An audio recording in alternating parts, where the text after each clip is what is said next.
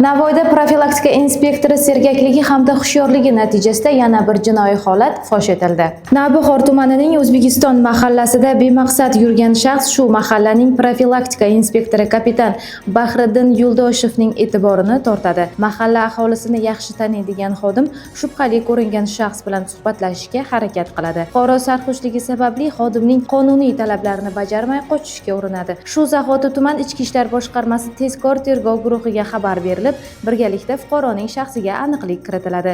Uning yoni ko'zdan kechirilganda qog'ozga o'ralgan 7 gram atrofidagi marixuana giyohvandlik moddasiga o'xshash modda borligi aniqlanadi. Tezkor tadbir davom ettirilib, yashash xonadoni o'rganilganda tomorqasida yashirin ravishda zahri qotil o'simligini yetishtirib kelayotgani tasdig'i topdi.